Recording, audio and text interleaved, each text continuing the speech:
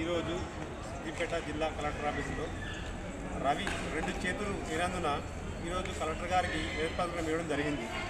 సిద్దిపేట జిల్లా కమిటీ తరఫున మేము ఈరోజు కలెక్టర్ గారికి లెటర్ ఇవ్వడం జరిగింది. దానికి కలెక్టర్ గారు నేను వస్తుంది మెల్లగా వస్తుంది అని కలెక్టర్ గారు అనవసరంగా ఏదో మా మానవత్వంతో చూడండి సార్ అని రిక్వెస్ట్ చేస్తే కలెక్టర్ గారు ఇది రాజకీయం చేస్తున్నారా అని ఆయన మాటలు మాట్లాడుతున్నాడు. చాలా బాధాకరం. ఒక వికలాంగుడు 2 చేతులే సార్ అని ప్రాధాన్యపడితే పెన్షన్ కోసం చూడండి సార్ అని ప్రాధాన్యపడితే ఆయన చిదరించుకోవడము ఇది చాలా అవమానంగా గమనిస్తున్నాము. వికలాంగుల పట్ల ఇలాంటి మాట్లాడడం చాలా తప్పు. జేసీ గారు మీరు కనీసం కొంచెం మీరు కూడా మాట్లాడుతూ అర్థం చేసుకొని వికలాంగుల పట్ల మీరు కఠినంగా మీరు తీసుకొని దీన్ని ఖచ్చితంగా ఆయన పెన్షన్ ఇప్పించాల్సిందిగా కోరుచున్నాను.